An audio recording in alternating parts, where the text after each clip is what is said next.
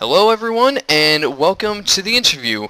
I am Connor, otherwise better known as D-Pad, and with me tonight is our wonderful guest, Lee Tockar, the wonderful voice actor. Well, hello, and thank you very much for that lovely introduction. How's your day been?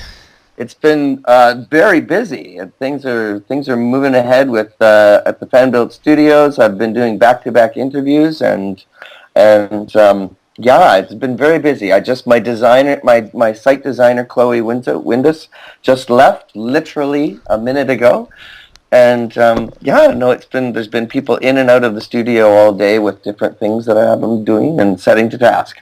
Sounds crazy. With all that you've been doing, I'm really happy that you took some time for us here. Well, of course I did. I'm that guy. I'm that guy that You're that guy? I'm that guy. I say yes to everything. Hey, I'm glad to hear it. Well, just so we don't waste your time, why don't we get right into it then? So, my first question is, tell me how it is you became a voice actor. What was your first role, really? The first role that I had, it was on Conan the Destroyer, and I was a day player who was a warrior who was blinded by a dragon, a fire-breathing dragon. And a lot of people know this already, but I can't see very well. And the first thing that I had to scream was, "I'm blind!" And it was traumatizing because it was for a director, Wally Burr, who was probably directing remotely from his yacht somewhere, and he kept me repeating it over and over and over again, and everybody around me was getting very uncomfortable because, and my friend Doug Parker, he leaned into the microphone and said, "Wally, Lee actually is blind," and so he made me do it like 24 times, and then he said, "Oh, well, that last one was good then, that's fine." Oh, so it was just, so the blood curdling scream, perfect. Yes, yeah. So that was my first real thing that I ever did for Prelay. And the first role that I got as a series lead was Ripster on Street Sharks. Street Sharks, what is that? Mutant teenagers that turn into mutant sharks. And it was quite big about 15, 20 years ago. I'm looking at the hand-painted cell right now, framed on my wall. That's when they still painted cells. Oh my goodness, I'm old. Well, I definitely wouldn't say old, but you're definitely experienced with this. It's very interesting to hear how long you've been at the voice acting game. Yeah, over 6,000 episodes of animation, dozens of movies. I played the voice of Meatball, which is a live action. It's a feature theatrical release, and it's a talking dog, and the movie is called Step Dogs. So that's coming out fairly soon, and that was the latest thing that I did, and there's been a lot. Right now I'm in five consecutive series acting back to back. God, what's your IMDb like? It must be like the Bible in length by this time. It's pretty lengthy, but I still I don't update it or anything, and I think people update it for me, and I think if I put in all the things that I'm supposed to be in there for, my number would be a lot smaller probably. I'm trying to work down to a 0, right? That's the goal in that thing. Is it? I'm not actually sure what IMDb is for. Internet Movie Database. It stands for Internet Movie Database, and what it is the more times people are talking about you or your name pops up in a search, it lowers your number down, and like number 1 would be Brad Pitt or Angelina Jolie or Tom Cruise would be like 3 or 4 or 2, and there's millions and millions and millions of people I think that are in this community, and I don't know, I'm at around the 20,000 mark or something. I know people that really pay close attention to that kind of stuff. I'm too busy just going and trying to get more work to. Oh, of course. I mean, you have friends, you have fans for that kind of thing. So, going back to the roles that you've done, I have to wonder, as you said, with all of the work that you've done, do you have a favorite role? Is there one that just stood out for you? There is a lot. The ones that I'm doing now are some of my favorite ones. I loved playing George of the Jungle, obviously, because he's just me, but a little dumber, A and little dumber. it's very, very easy to dumb down. But I'm playing Pronto the Magnificent in Slugterra, which is a Nerdcore Disney co-production. And this is the role that I've been now nominated for an Emmy for. So I'm so excited. This is one of the first interviews I've actually done where I've been able to say that I'm an Emmy-nominated actor. Woo! So it's kind of still doesn't. It's rightly so. You're talented. You get work. Yeah, I think you have more than the qualifications by now to get the Emmy. Thank you very much. Well, I haven't got it yet, but even just to be nominated, to say I'm an Emmy-nominated actor, it's kind of a big deal. I mean, I'm pretty excited. I think you're gonna get it. I wouldn't worry too much. Personally, I think you're gonna get it. Well, thank you. I don't want to jinx it. I'm up against Jim Cummings, and he is the voice of Winnie the Pooh. I think you got him. But anyway, let's move on. Now, a lot of the people that are watching this are here because, of course, the MLP work. And I have to ask, concerning your work with the My Little Pony series, how exactly did you become part of the vocal team for it? How did they approach you? Like anything else, I got called in for an audition, and the audition was for Snips and Snails, and I was called in, and then they selected myself and Richard Ian Cox, but they didn't know which role they wanted to assign to us, so we just kind of worked it out in the studio. So I read some of Snails' lines, and then I read some of Snips. He read some of Snails' lines, and then read some of Snips. And then Lee, we like you for Snips, and Richard, you're going to be Snails. So it was really kind of a strange, you usually know what you're going to get before you get there. I would think so. But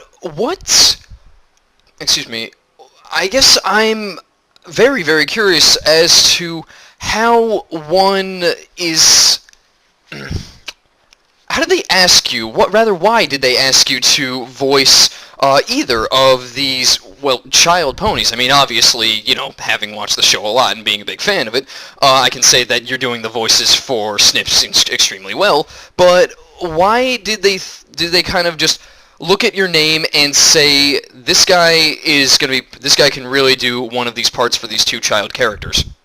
Well, we had the thing is that Richard Ian Cox is a very, very funny guy, and Snips and Snails is kind of your classic comedy duo. So they needed to pick somebody who was good at comedy, and I have been told that I'm pretty funny sometimes, when I want to be.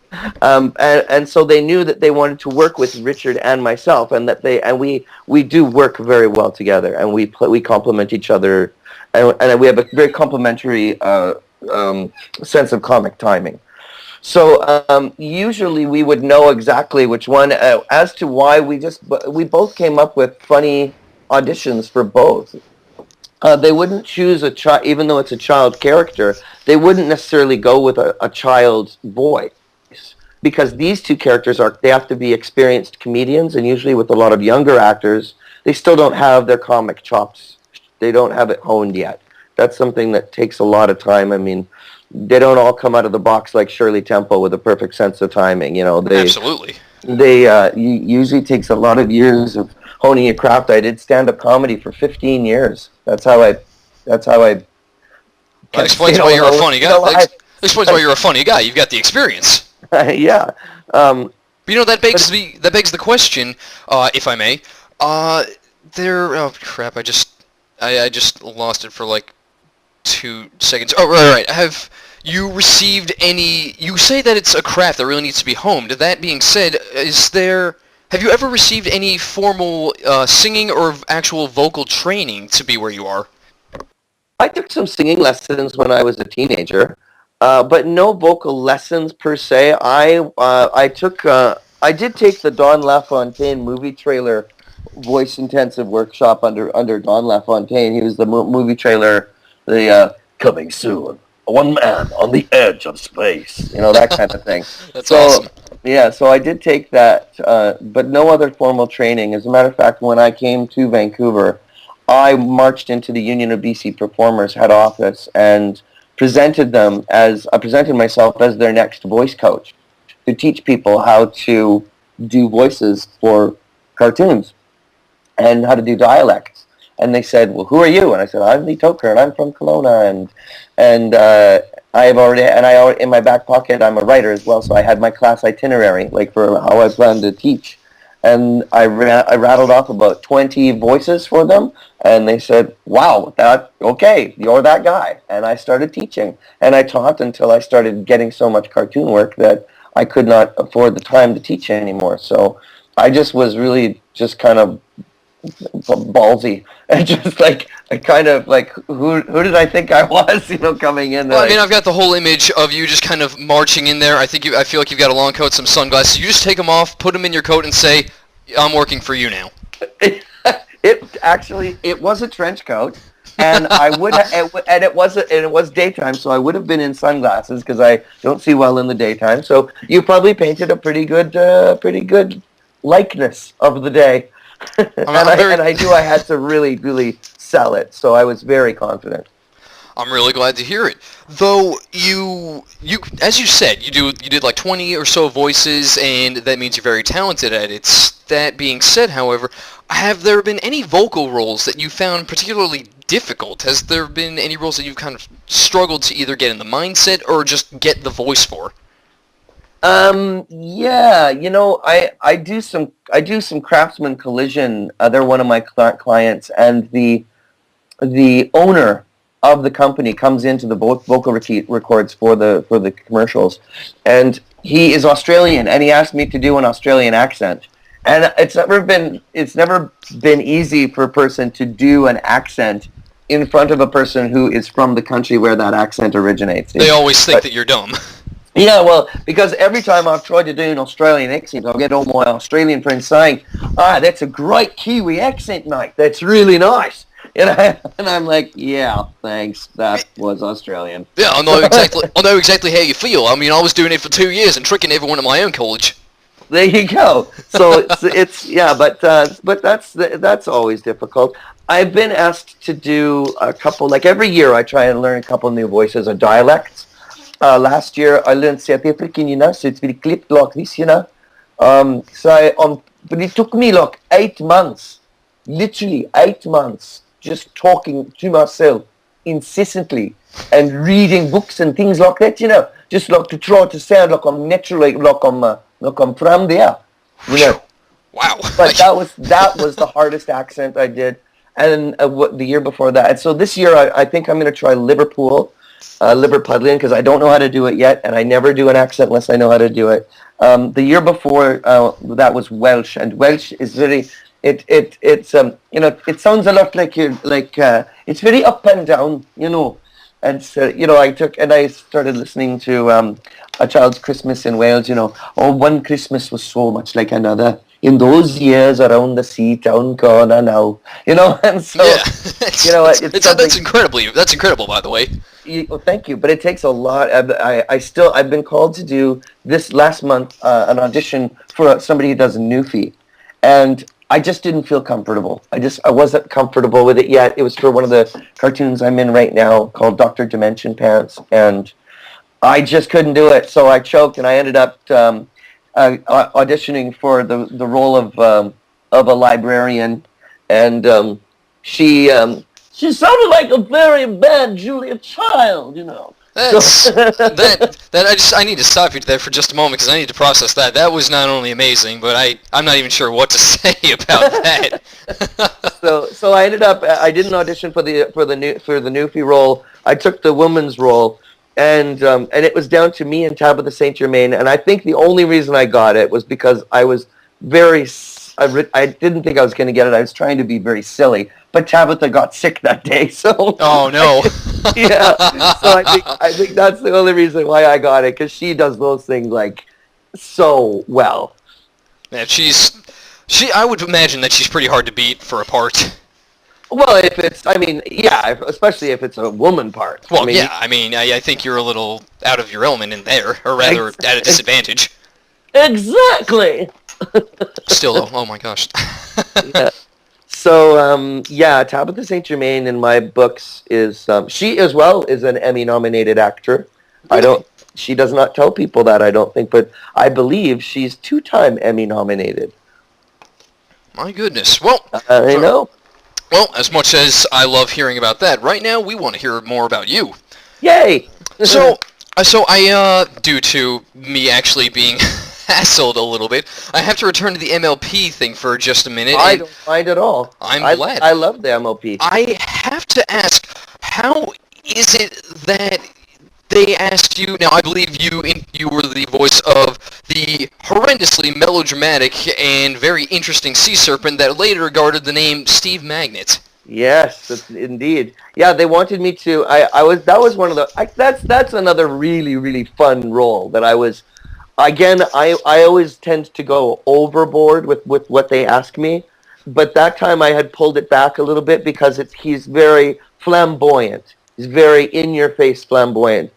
And so, oh, my mustache, talking like this, and this purple little cloud just whisked in and took my mustache. I mean, like, yeah. I was not that overly flamboyant when I began, but Terry Klassen, the director, said, what would it sound like if it was just a little bit more?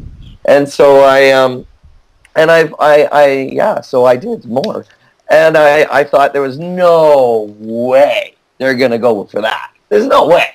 But they went for it. But they went for it, and then we have the, as you said, very flamboyant sea serpent. Absolutely. I even love the fact that autocorrect called me Stephen Magnet, and it stuck. I have to ask, what do you think of that name? I don't think that character was ever really supposed to have a legitimate name, I don't think. No, it was actually just supposed to be Sea Serpent, and then autocorrect changed it. So that, and it just kind of stuck. But when you think about it, I mean, what would you call a overtly flamboyant sea serpent? Why not Stephen Magnet? Stephen Magnet it sounds like he's a sharp dresser. Yeah, exactly. And I think our little sea serpent friend is very passion forward. I think curious though. I mean, if there are any plans, you probably can't tell us anyway, but I have to wonder if you think that we will ever be seeing him again, or if that role is just kind of gone now. I don't say no to anything. I have provided the writers back in the day, that is, when this was still a going concern.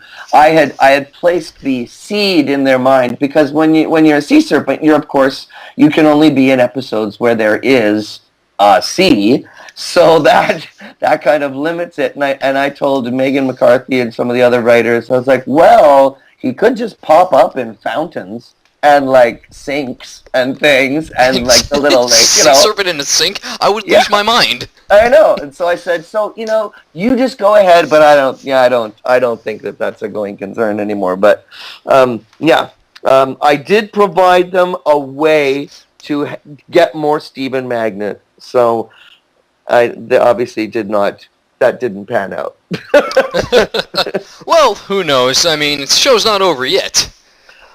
Look a moose. I know that there is going to be a lot of more traction in the MLP world because it has just hit Japan. Yeah, it's going crazy here in the fandom. It's actually been a very funny ride, I must say.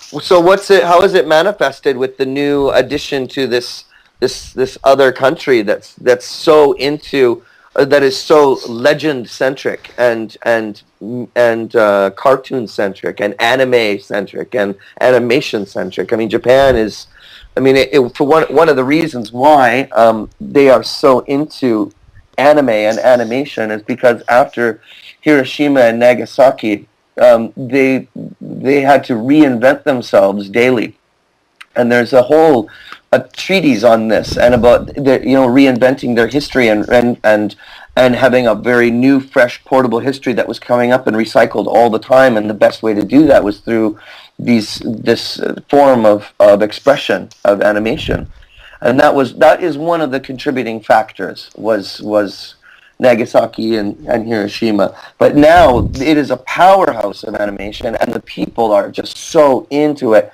Now that they've dropped My Little Pony into that puddle, what has the ripples been like? What's it? How are we feeling it over here? It's actually, like, to be perfectly frank with you, it's exploding. You're getting like hundreds of thousands of people from Japan on its own watching it, but then you've got hundreds of thousands of people actually watching it from here as well, so between both of them, the ripples are potentially even bigger than what we were seeing when this show came out. Right. Well, that's interesting. I mean, it wouldn't. I wouldn't feel the ripples because I would be dubbed, right? I mean, my characters would be dubbed. Yeah. And apparently, the person that does Stephen Magnet in Japan is amazing. Apparently, he's spot on. He's absolutely great. I really must say, you have a good descendant on this. Oh, good. Well, I don't know why they didn't ask me. I do speak a little Japanese. Really? Hi. Mama, doesn't it?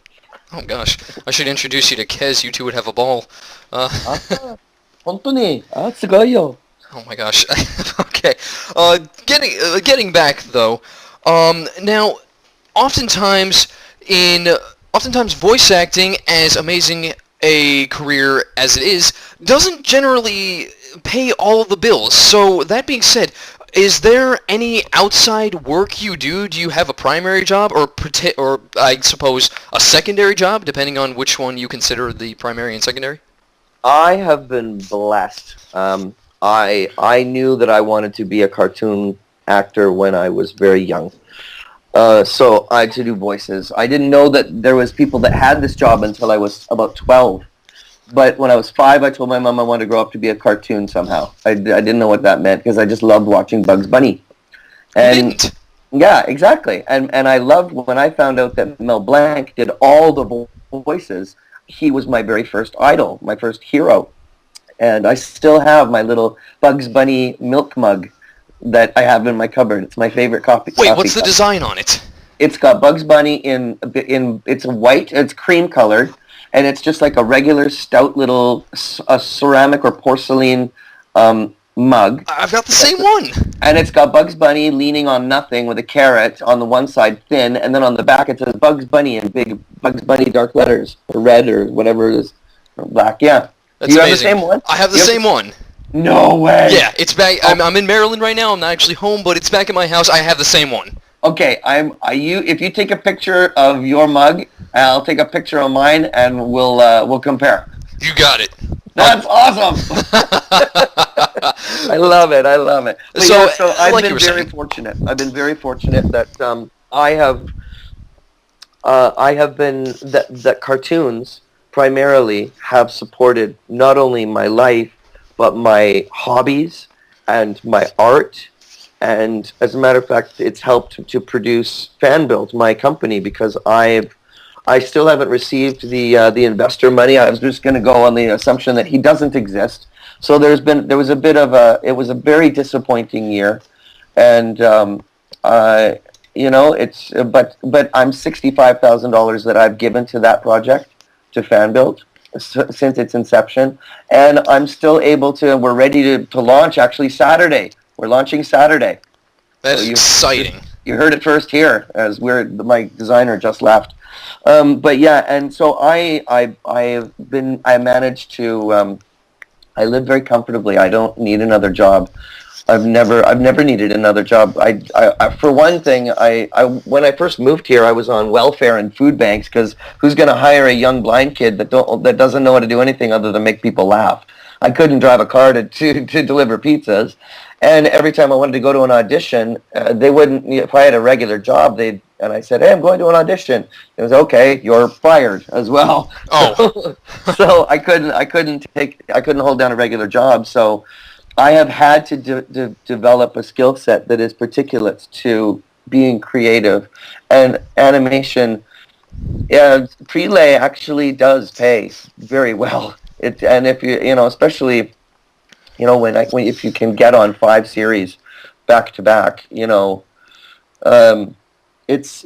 can be quite lucrative. And I've poured all of my extra stuff back into my my canvases and my computer gear and my Cintiq computer drawing tablet and my camera for filming, and I make productions, and I get to be a creative person, and it's all from cartoons. So thank you, cartoons, and thank all of you guys too. I mean, you are part of the reason why I'm able to, do the things that I want to do with Fanbuilt, and hopefully Fanbuilt, which is a creator's carnival. It's a creation collaboration station. So I hope it'll help other people. So cartoons are helping me, and I want to help other people. So it shows. It's amazing. I think my favorite thing about your story at this point is that it's not even a job to you. It's just something that you love, and it just happens to be paying the bills.